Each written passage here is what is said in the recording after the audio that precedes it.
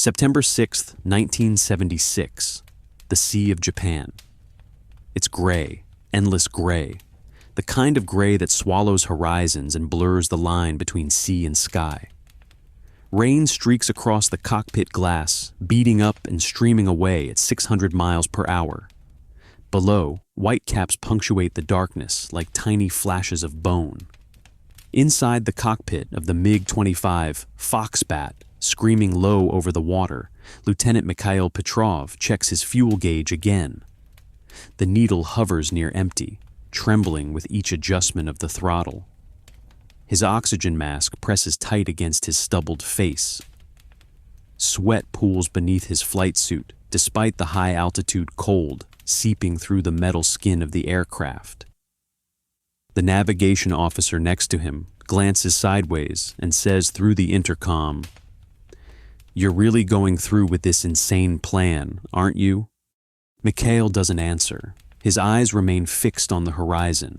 His gloved hands grip the controls with a steadiness that belies the chaos in his mind. He's listening, calculating. Then through the clouds, a shape emerges. It's land, Japanese, forbidden, salvation. The northern edge of Hokkaido Island rises from the sea like a promise. Mikhail exhales, adjusts course. The twin Tumansky engines scream behind him, burning fuel at a catastrophic rate. The radar warning receiver is silent.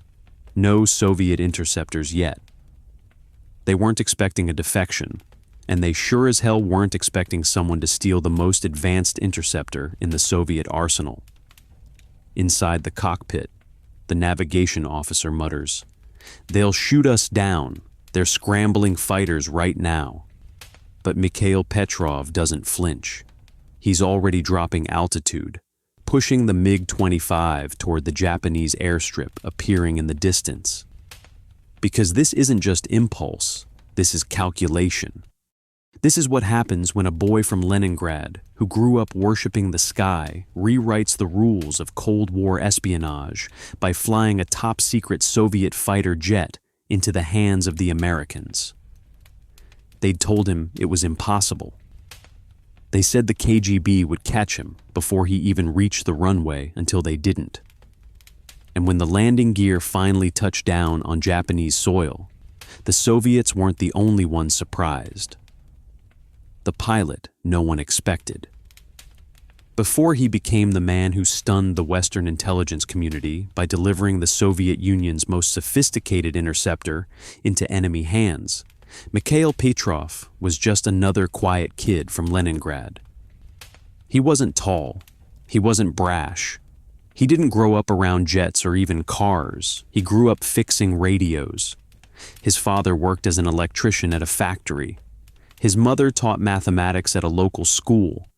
And like so many young Soviet boys in the years after World War II, Mikhail was fascinated by the heroes of the Great Patriotic War, especially the pilots.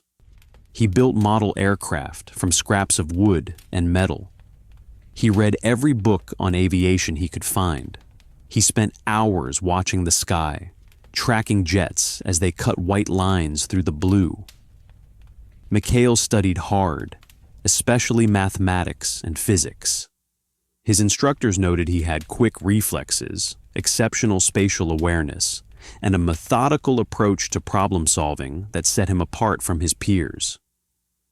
While other children dreamed of becoming cosmonauts after Yuri Gagarin's flight, Mikhail focused on becoming a fighter pilot. The mechanics of flight fascinated him. The calculations, the precision, the dance between man and machine. Still, no one noticed him particularly. He wasn't the most charismatic. He wasn't the most politically connected. And in a system where party loyalty often determined advancement, Mikhail stayed in the background until he entered flight school. By the time he graduated near the top of his class in 1969, the Cold War had hardened into a dangerous stalemate. The Americans and Soviets watched each other across an iron divide, each developing weapon systems to counter the other's capabilities. That's where the MiG-25 came in. The MiG-25 was the Soviet Union's answer to American high-altitude reconnaissance aircraft and bombers. It was designed to intercept the SR-71, Blackbird, and B-70 Valkyrie at extreme altitudes and speeds. But the Foxbat had secrets, serious ones. Its design prioritized speed and simplicity over sophistication. Its electronics were vacuum tube-based rather than using integrated circuits. Its engines burned fuel at alarming rates, limiting range and endurance. Western intelligence had been trying to get a close look at one for years, but the Soviets guarded them zealously. Western analysts estimated its capabilities based on external observations and limited radar data. They believed it was the most maneuverable fighter in existence, a superweapon that threatened air superiority across the globe. Still, the MiG-25 had advantages. It was brutally fast, capable of Mach 3.2 in short bursts, and could climb to 80,000 feet. But it required pilots with exceptional skill, and it required a system that trusted those pilots implicitly. That's where Mikhail's doubts began to grow. After 5 years of flying, first in older MiG-21s, then transitioning to the elite MiG-25 unit, he had developed a reputation. His commander was Colonel Dmitry Volkov, a decorated veteran of numerous border interceptions who believed in strict adherence to protocol. "Follow the flight plan," Volkov would say. "No deviations, no mistakes, no questions." But Mikhail was starting to ask questions anyway. Questions about the political officers who monitored their every move. Questions about fellow pilots who disappeared after making casual remarks about life in the West. Questions about a system that didn't trust its best pilots to fly without constant supervision. So one night, while performing maintenance checks on his aircraft after a long patrol over the Sea of Japan, Mikhail brought it up. "What if," he asked his ground crew chief, "we could just fly these machines for the sake of flying without all the political oversight?" The chief, Viktor Baranov, looked around nervously before whispering, "That kind of talk gets men sent to Siberia, Misha. Don't even joke." But Mikhail wasn't joking. He was already thinking about what lay beyond the horizon: rejection, planning, and a flight into the unknown. At first, no one took Mikhail seriously. The idea of defecting with a MiG-25, of flying one of the Soviet Union's most guarded secrets directly to the enemy, was unthinkable to most of his colleagues. They called it suicidal fantasy. They said he'd never even make it to the runway, that the KGB had spies everywhere, that the defensive systems would catch him long before he reached international airspace. Colonel Volkov made it clear during political education sessions. The capitalists would do anything to get their hands on our technology. Their CIA has attempted to suborn pilots before. Remember Yurchenko. Remember what happened to his family. But Mikhail didn't back down, at least not in his mind. He kept thinking, kept planning, kept calculating fuel mixtures, radar coverage gaps, and patrol schedules in a notebook disguised as maintenance logs. He studied the performance envelope of the MiG-25 in extraordinary detail, especially its range limitations and radar signature at different altitudes. The Foxbat could fly at Mach 2.8, but its fuel consumption increased exponentially at those speeds. Its combat radius was only about 300 miles, barely enough to reach Japan from his base in Vladivostok. If he was going to defect, he had to choose his moment perfectly. So he watched for patterns, for gaps in the security perimeter, for days when the political officers were distracted by Moscow visitors, for weather that might confuse ground radar. Still, no one suspected his intentions until that September morning in 1976. The sky had opened with torrential rain after days of clear weather. Visibility was poor. Ground radar was operating at reduced efficiency due to the storm. Mikhail was scheduled for a routine patrol flight with Navigator Systems operator Ivan Kuznetsov. They had flown together many times before, a solid team with high marks from command. That morning, Mikhail arrived early at the airfield, checking every aspect of the pre-flight procedure personally. The ground crew noted his thoroughness, but thought nothing of it. Many pilots were meticulous about their aircraft. As he climbed into the cockpit, Mikhail felt a strange calm descend. 5 years of planning had led to this moment. The weather was perfect, bad enough to confuse radar, good enough to navigate by visual reference points. The patrol route would take them near the maritime border. Most importantly, he had calculated that with maximum fuel and a carefully plotted course, he could just reach Hokkaido before the tanks ran dry. Ivan joined him, going through the standard checklist. "Strange weather for a patrol," he commented. Mikhail nodded. "Command wants us to maintain the schedule regardless." That wasn't quite true. He had volunteered for this patrol specifically because of the weather conditions. As they taxied to the runway, Mikhail's heart pounded against his ribs. The rain hammered the canopy. Thunder rolled across the airfield. "Control tower to MiG-25 number 31. Cleared for takeoff," the radio crackled. Mikhail pushed the throttle forward. The afterburners ignited with a dull roar that vibrated through the airframe.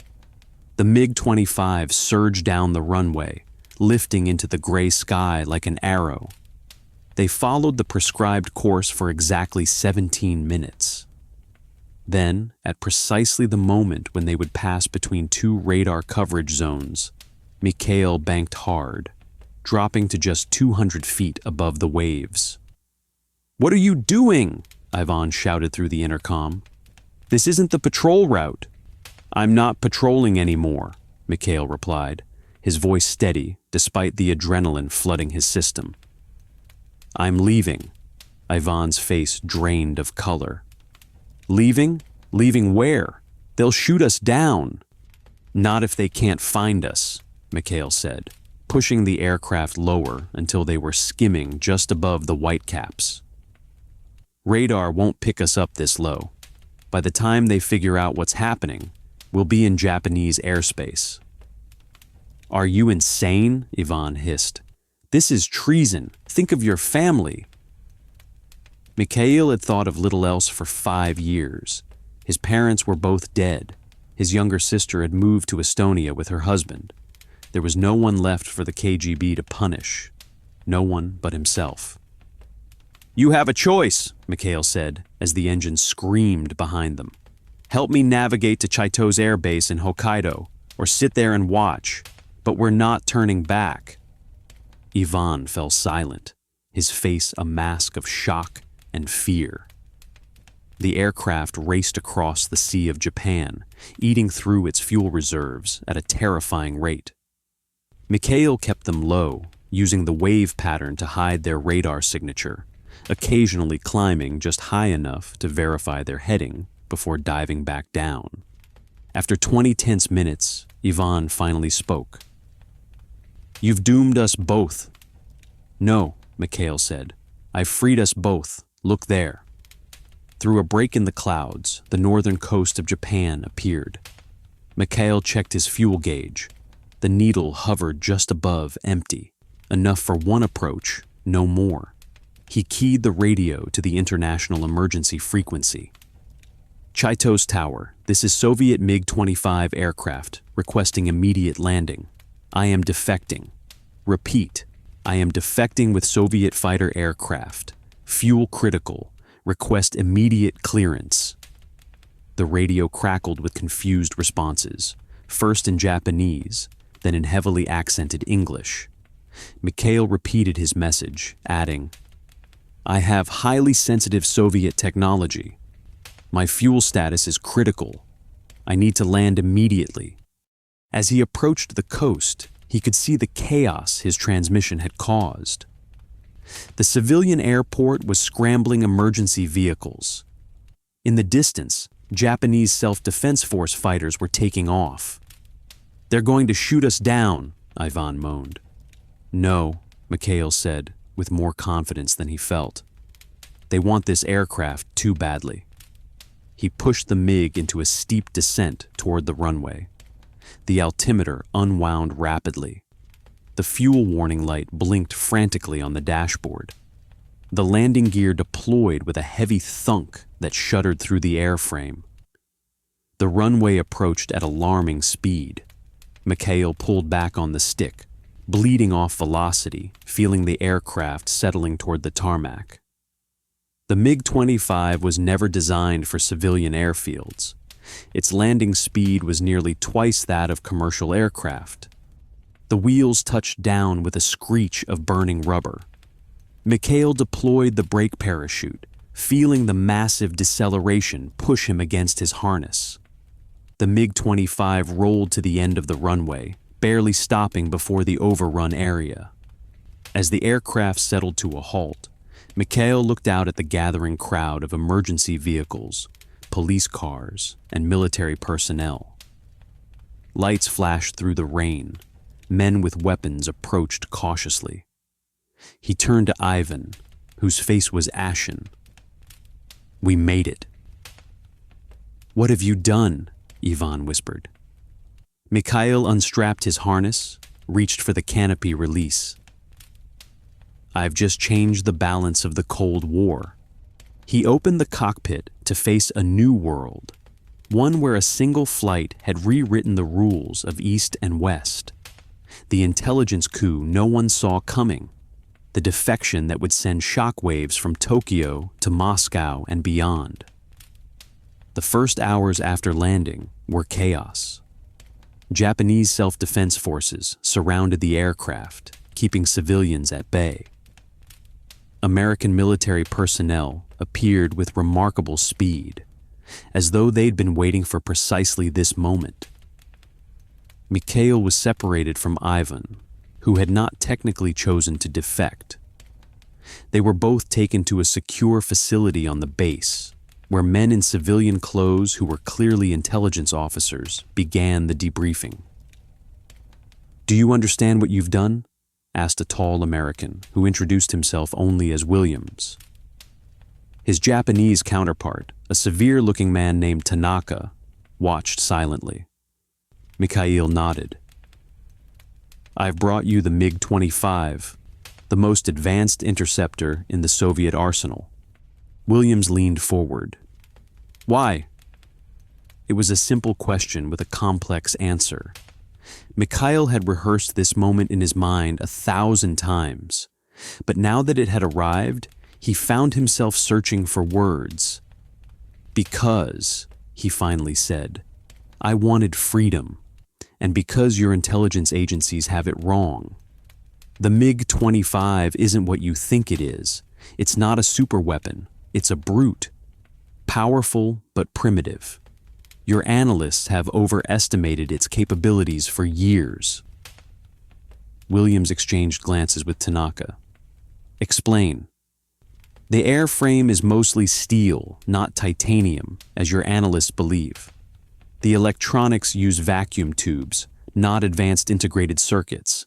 It's designed for straight-line speed and high-altitude interception, not dogfighting. It's a specialized tool built by a system that values quantity over quality." Williams seemed skeptical. "You're saying our entire intelligence apparatus has misread this aircraft?" "Yes," Mikhail said simply.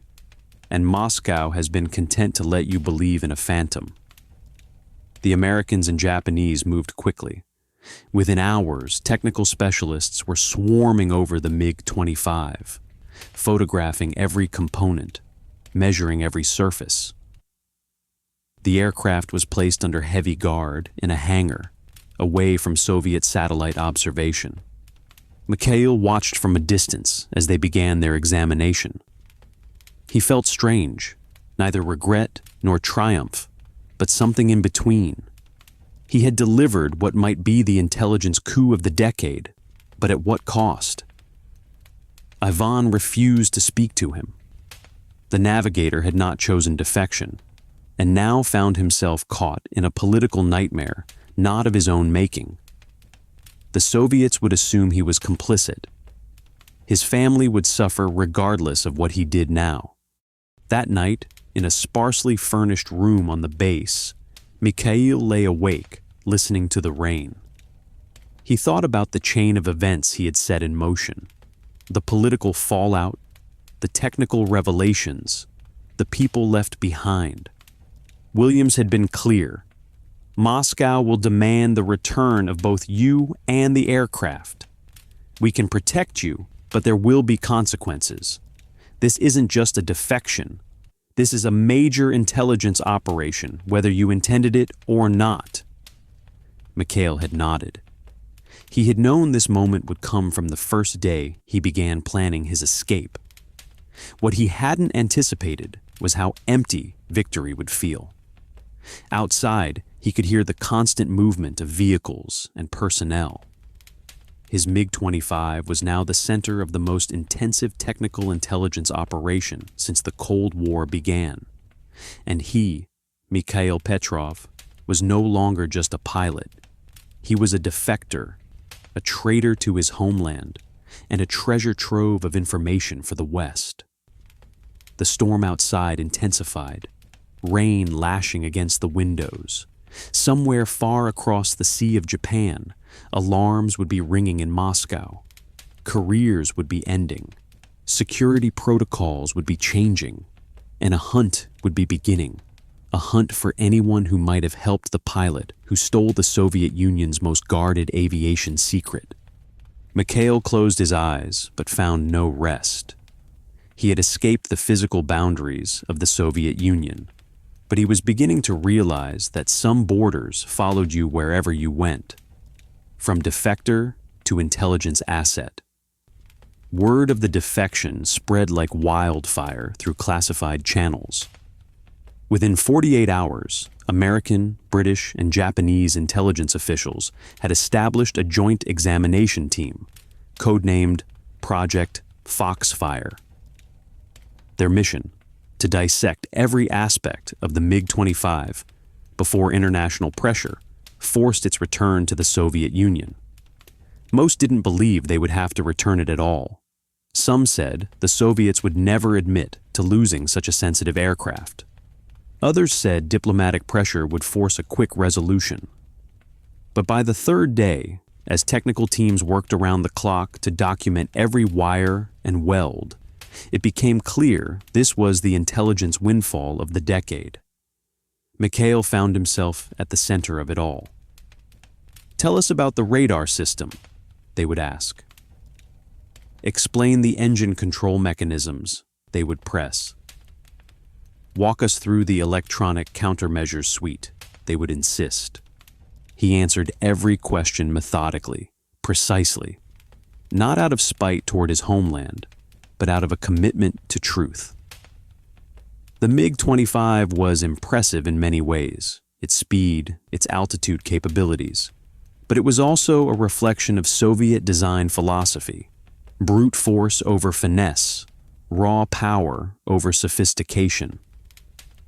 "The vacuum tube electronics aren't a weakness," he explained to a group of skeptical Western engineers.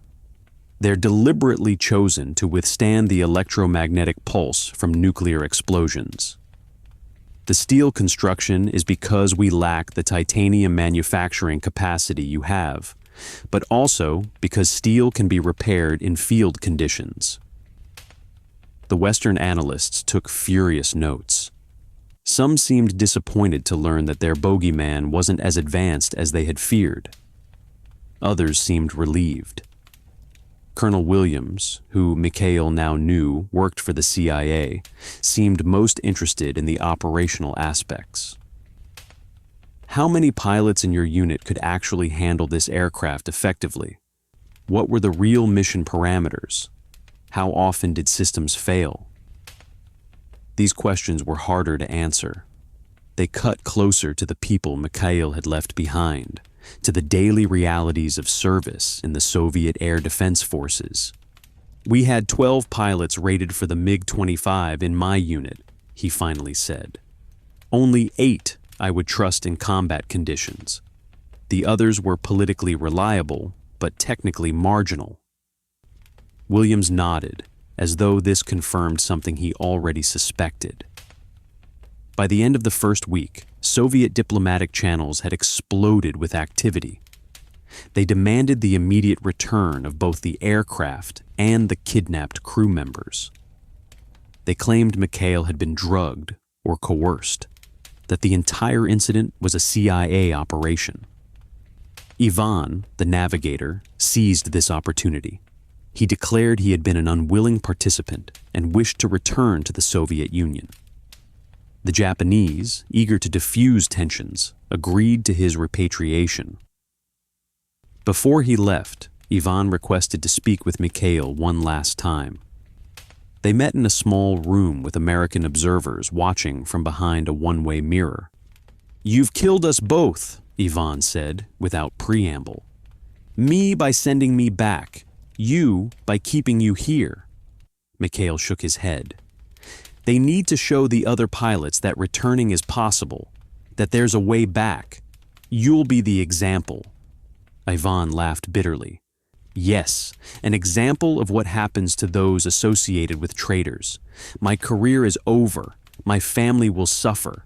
I'll be lucky to avoid prison." "Tell them I forced you," Mikhail urged. "Tell them I threatened you." "They won't believe it," Ivan said. "They never believe the simple truth when a conspiracy is possible." They sat in silence for a long moment, two men whose paths had diverged irrevocably. "Why did you really do it?" Ivan finally asked. "Was it truly for freedom, or was there something else?" Mikhail considered the question carefully. "I did it because I couldn't be part of a system that fears its own people more than its enemies, where pilots are watched more carefully than the skies they patrol." Ivan nodded slowly. "That's what I thought. Idealism, the most dangerous form of stupidity." They parted without further words. Ivan returned to the Soviet Union 2 days later, where he was immediately taken into custody for debriefing. Mikhail never learned what happened to him after that. As for the MiG-25, the examination continued at a feverish pace. Western technicians dismantled the aircraft system by system, documenting everything from the metallurgy of the turbine blades to the composition of the radar-absorbing materials. What they found changed the entire calculus of the Cold War air power balance. The MiG-25 was not the superfighter they had feared. It was a specialized interceptor with significant limitations. Its turning radius was poor. Its fuel consumption was enormous. Its electronics were powerful but crude. Most importantly, it wasn't the harbinger of a new generation of superior Soviet fighters. It was the product of a system making the best of limited resources and technological constraints. By October, diplomatic pressure had reached a breaking point. The Japanese government, caught between Soviet demands and American interests, announced that the aircraft would be returned, but only after a safety inspection was completed. That inspection, of course, had already revealed every secret the MiG-25 had to offer.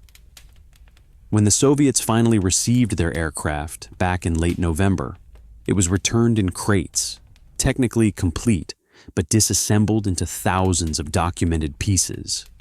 Mikhail watched the news reports with a strange detachment. The aircraft he had flown across the Sea of Japan was no longer his concern.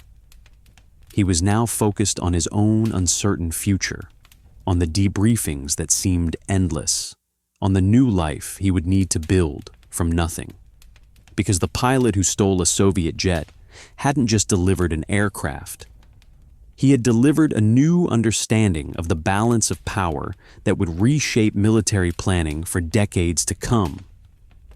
And the price for that knowledge was a life in exile, forever marked as the man who changed the rules of the game.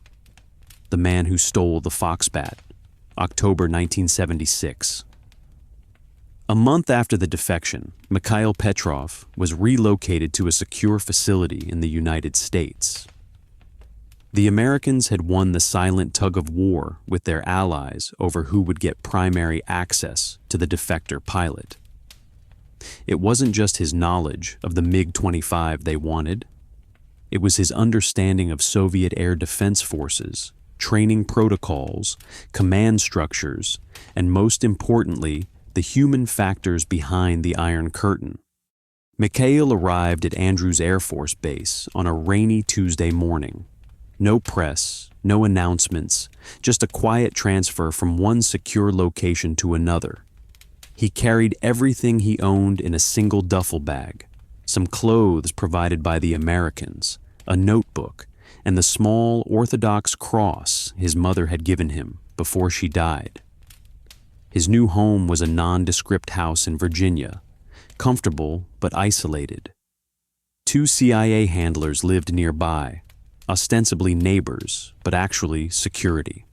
Williams visited regularly, bringing questions from various intelligence agencies and military branches.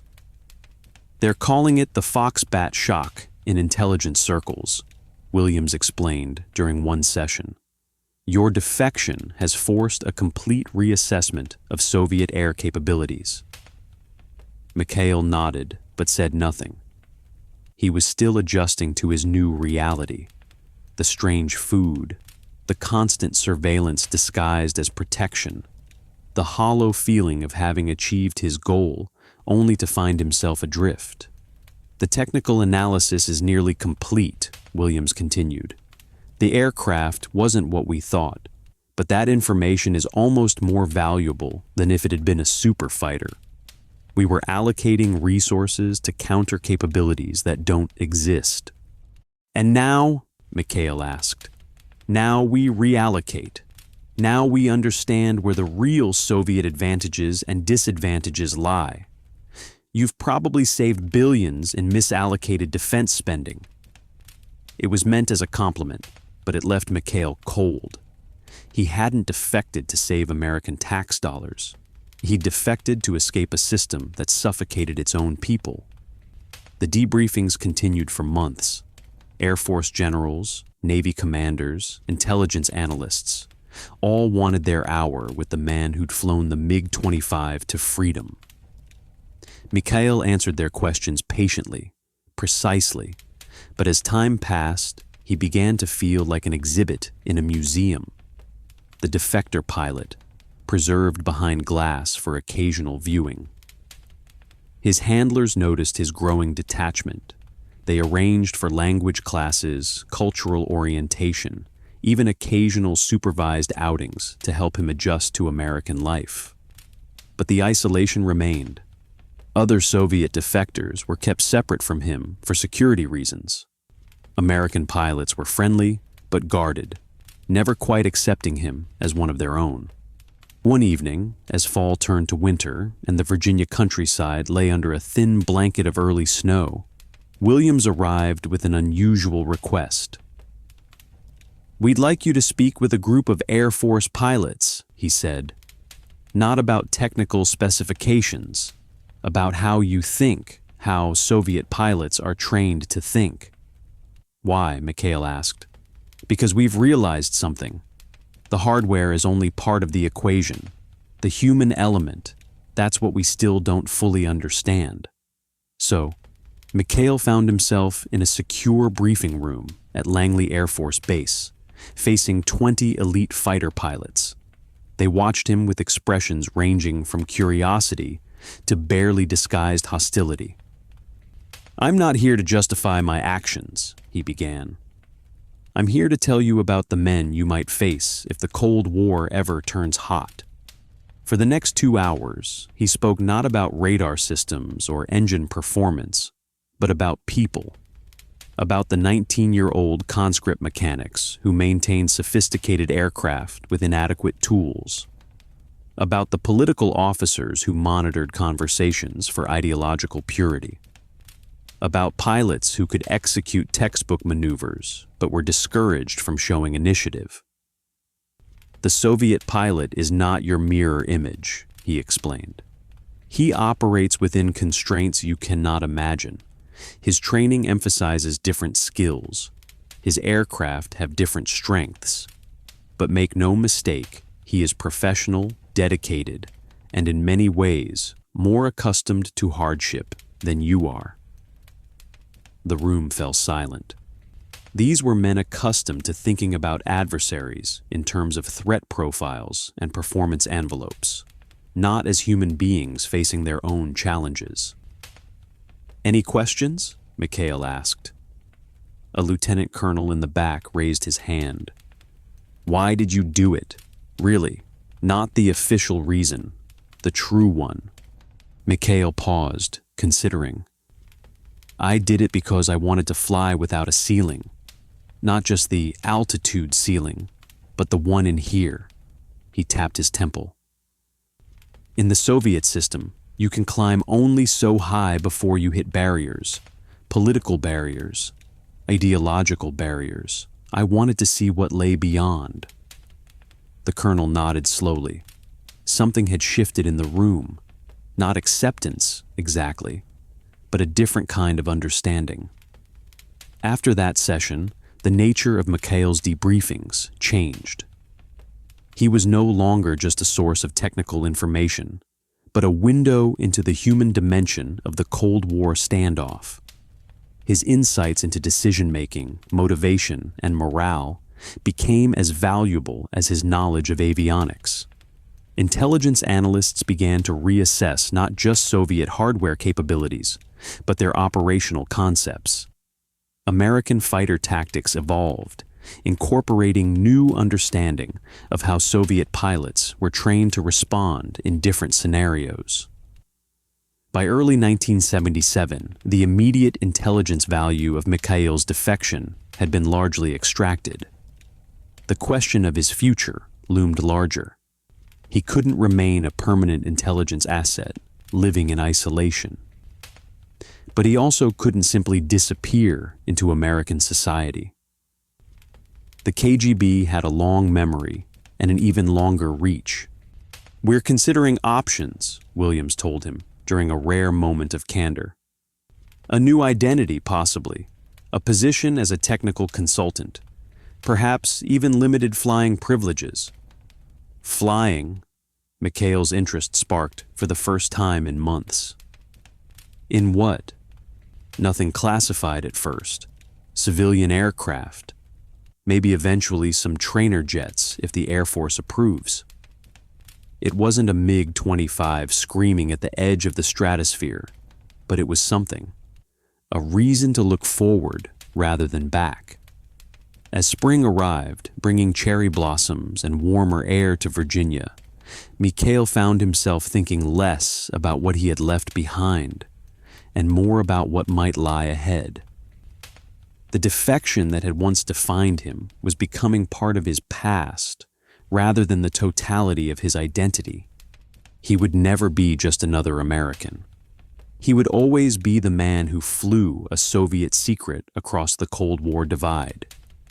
But perhaps, in time, he could become something more than just the pilot who stole a MiG-25.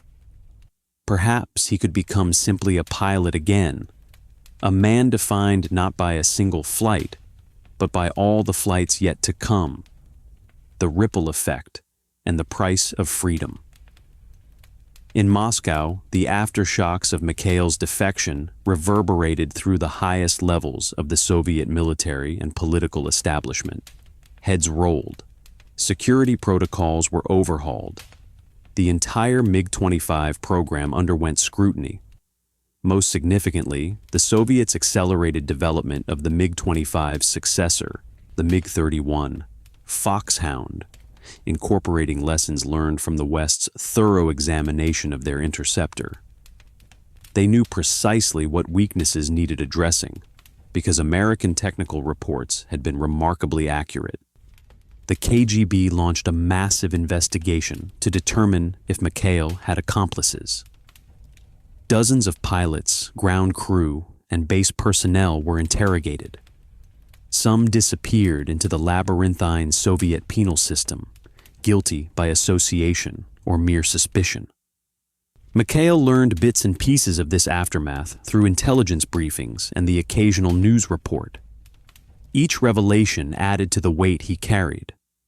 The freedom he had sought came with collateral damage he hadn't fully anticipated. By summer 1977, Mikhail had been provided with a new identity. Michael Peterson, aeronautical consultant with a shadowy defense contractor.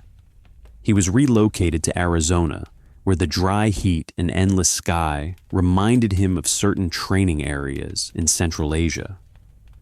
The CIA maintained discreet surveillance, more for his protection than from fear he might redefect. The Soviets had placed him on their assassination list, alongside other high-value defectors whose knowledge threatened state security.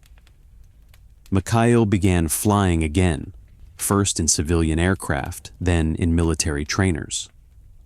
The Americans were careful about what he could access, but they recognized that his skills as a pilot were exceptional.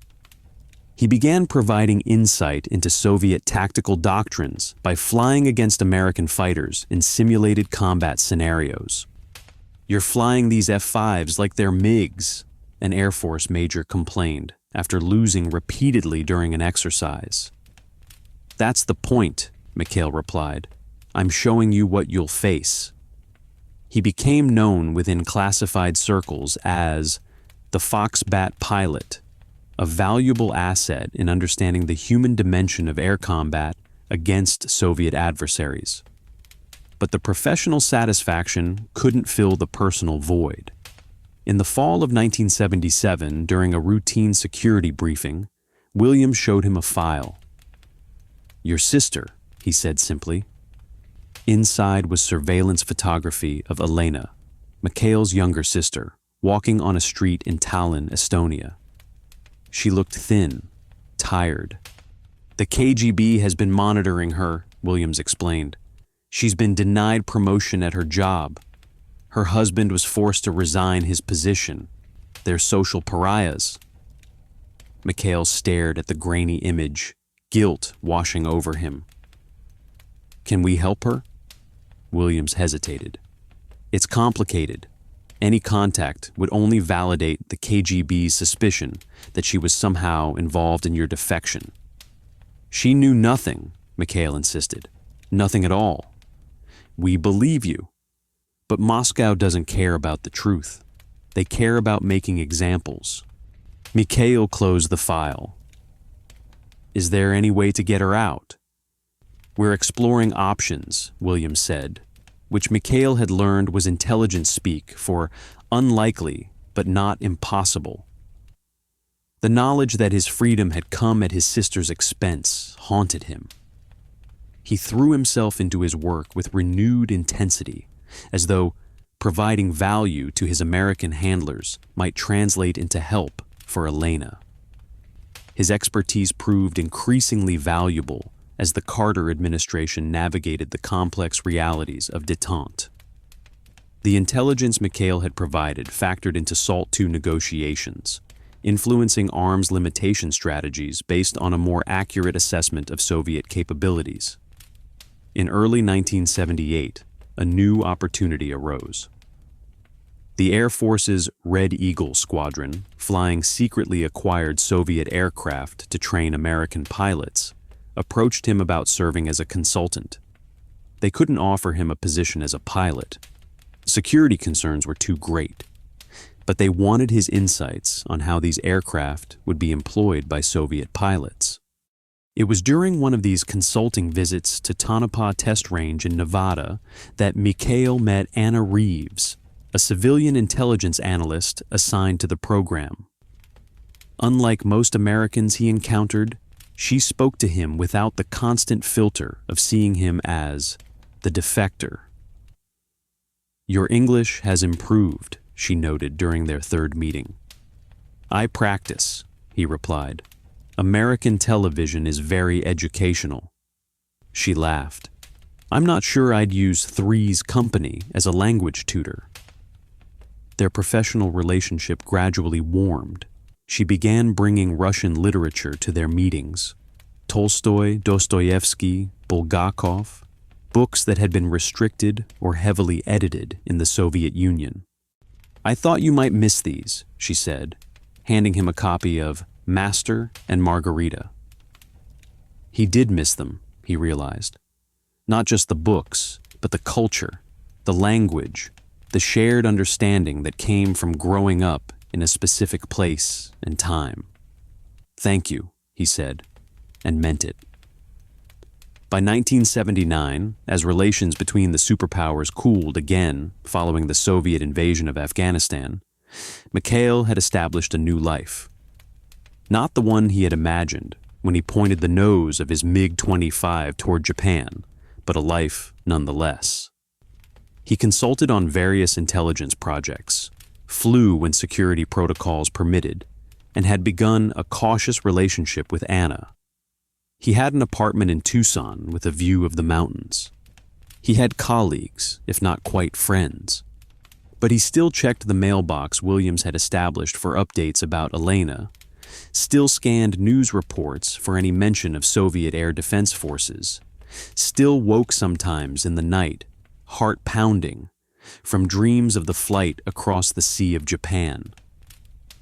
Freedom, he had discovered, wasn't a destination, but a process, ongoing and imperfect. The MiG-25 that had carried him across the Cold War divide had been returned to the Soviets in pieces. Sometimes he felt his own life had followed a similar pattern, disassembled, examined, reassembled into something that functioned but was never quite the same. In December 1979, as Soviet forces pushed deeper into Afghanistan and American-Soviet relations reached their lowest point in years, Williams arrived with unexpected news. "Your sister and her husband have been granted exit visas to Israel," he said, without preamble. They claim Jewish ancestry on her husband's side. Mikhail stared in disbelief. "Elena isn't Jewish. Neither is Alexei." Williams allowed himself a thin smile. The documentation was very convincing. It's amazing what can be accomplished with the right paperwork. The realization dawned slowly. "You got them out? Let's say we facilitated a humanitarian solution to a diplomatic problem." For the first time since his defection, Mikhail felt the full weight of his decision lift, if only slightly. "Will I be able to see her?" "Eventually," Williams said. "Security protocols will need to be observed. We'll need to establish her new identity first, ensure there are no KGB plants or surveillance." It wasn't an immediate reunion, but it was hope, something Mikhail had learned to value above almost anything else. Later that evening, standing on his balcony looking out at the Arizona sunset, he thought about the chain of events that had brought him here. The defection hadn't been without cost, to himself, to others caught in its wake, to the fragile balance of Cold War relations. But as intelligence assessments now confirmed, it had helped prevent potentially catastrophic miscalculations. The Foxbat shock had corrected Western overestimation of Soviet capabilities, which might otherwise have triggered an unnecessary acceleration of the arms race. One man's flight for personal freedom had, in its way, made the world marginally safer.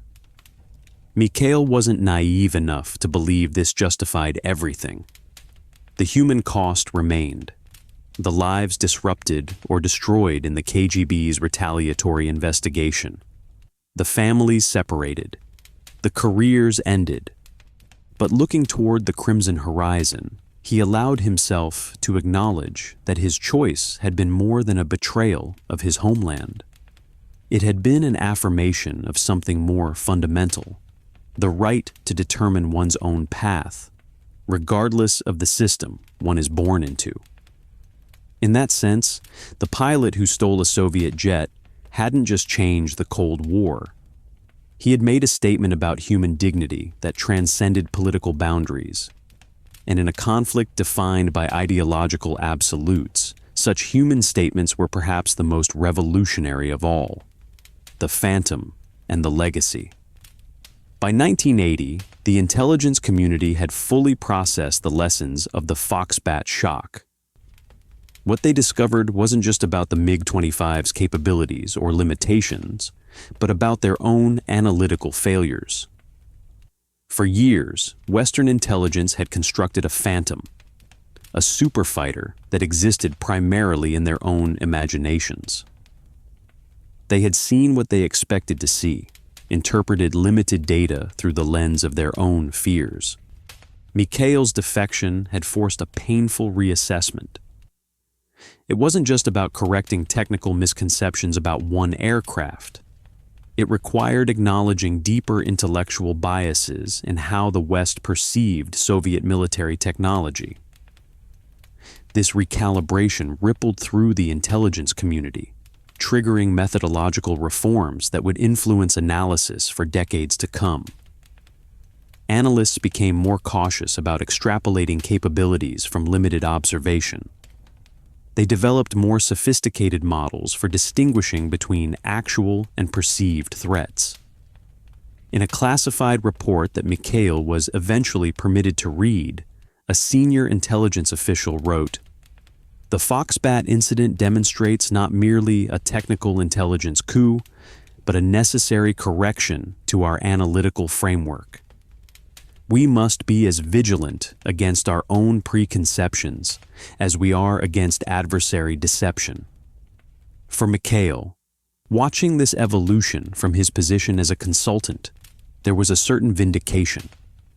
The defection had accomplished something more profound than he had initially intended. It had punctured myths on both sides of the Cold War divide. His personal life evolved as well. By 1981, his relationship with Anna had deepened. They were married in a small ceremony attended primarily by colleagues from the intelligence community. Williams, now nearing retirement, served as his best man. A strange culmination of a relationship that had begun in an interrogation room in Japan. That same year, Mikhail was finally permitted to meet with Elena and her husband, who had been resettled in Boston under new identities. The reunion took place at a secure location in Washington, D.C., carefully monitored to ensure no Soviet surveillance. When Elena walked into the room, Mikhail barely recognized her. 5 years had changed them both. She was thinner, her hair shorter, her eyes carrying a wariness that hadn't been there before. They stood awkwardly for a moment, the weight of everything that had happened hanging between them. Then she stepped forward and embraced him, and the years seemed to collapse. "You idiot," she whispered in Russian. "You magnificent idiot." They spent 2 days together, trying to bridge the gap of their separated lives. She told him about the aftermath, the interrogations, the surveillance, the gradual suffocation of their lives in Estonia. "They watched us for 2 years," she said. "Every phone call, every friend, every purchase. We became untouchable. No one would associate with us for fear of contamination." "I'm sorry," Mikhail said, the words inadequate against the reality she described. Elena shook her head. "It wasn't your fault. It was the system. Always the system." By 1982, Mikhail's role had evolved again. The intelligence value of his defection had been largely extracted. His knowledge of Soviet tactics was becoming dated as the Soviet Air Defense Forces adapted their protocols in response to his defection. But his understanding of the Soviet military mindset remained valuable, particularly as President Reagan ramped up pressure on what he termed the evil empire. Mikhail began working with a select group of military planners and intelligence analysts, helping them understand not just what Soviet pilots could do, but how they would think in various scenarios. The Soviet pilot is trained to follow procedure above all else, he explained during one session. Initiative is discouraged. Creativity is suspicious. This creates both weaknesses and strengths. They will execute textbook maneuvers perfectly, but may struggle to adapt when circumstances don't match the textbook. These insights informed American training, tactical development, and contingency planning throughout the early 1980s. Pilots who trained against Mikhail's simulated Soviet tactics reported feeling better prepared to face potential adversaries.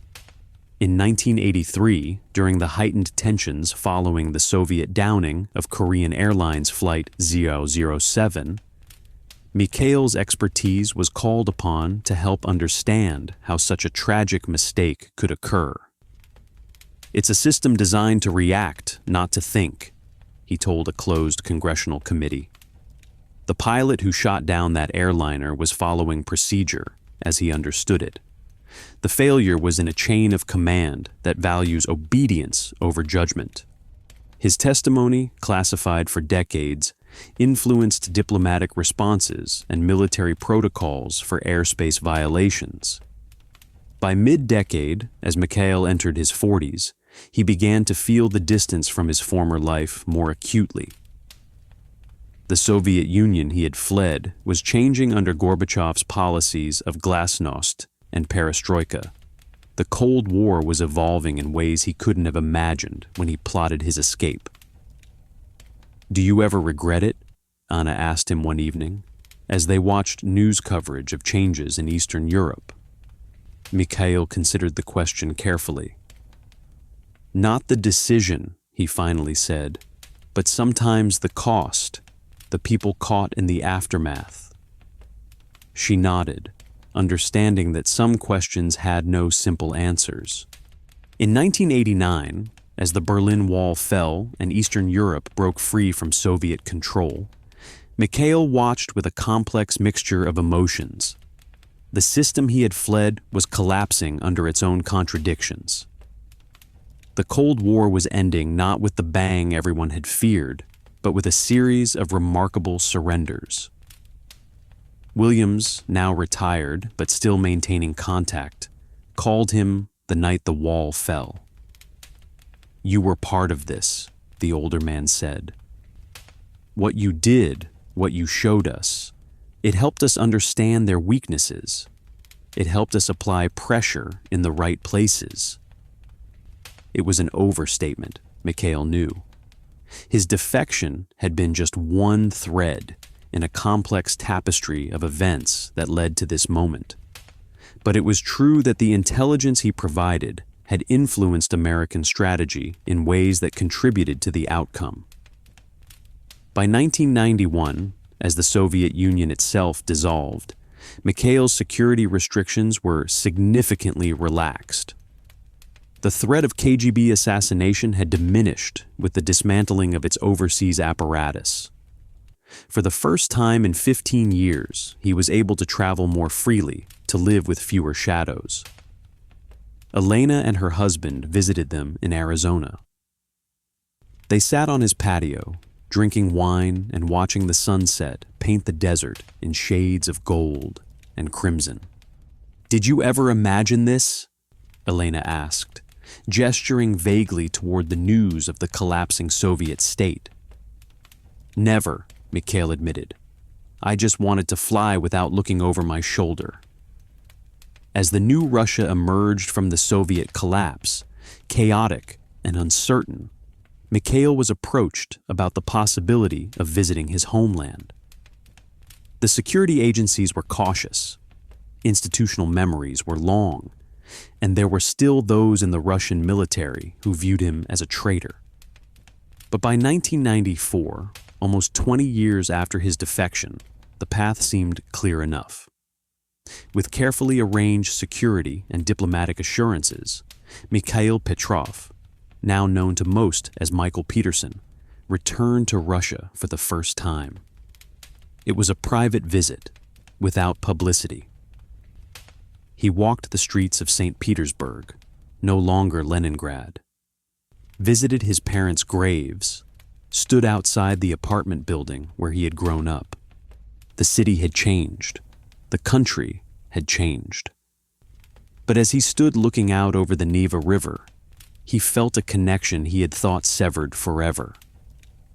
On his last day, he visited the Central Air Force Museum outside Moscow, where military aircraft from throughout Soviet and Russian history were displayed.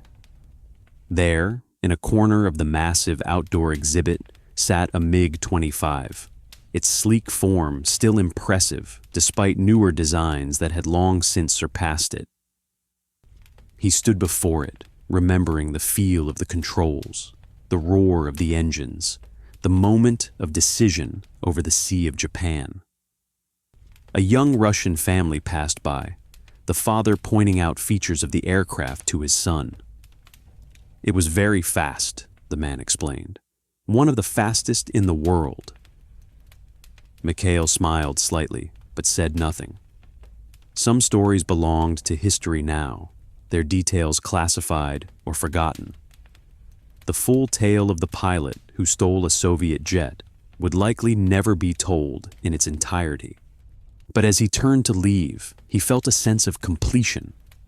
The circle that began with a desperate flight across forbidden airspace had somehow closed. Not perfectly, not without cost, but closed nonetheless. That evening, before boarding his flight back to America, he wrote a short letter to Williams, who was now in failing health. "I saw the Foxbat today," he wrote. "It looked smaller than I remembered." Because in the end, that was perhaps the most important lesson of his defection. The monsters of the Cold War, whether aircraft or ideologies, had often been magnified by fear and distance. Seen up close, they revealed their true dimensions: powerful but flawed, dangerous but human. The boy from Leningrad, who grew up worshiping the sky, had done more than expose the secrets of a Soviet interceptor. He had helped the world see more clearly, both East and West. Not through grand strategy or political theory, but through the simple human act of choosing his own path through the clouds. The pilot who changed the Cold War did so not with bombs or manifestos, but with a single flight into uncertainty. And in doing so, he embodied the truth that would ultimately outlast the conflict itself. That the human spirit's yearning for freedom can outfly even the fastest jets and outlast even the most entrenched empires.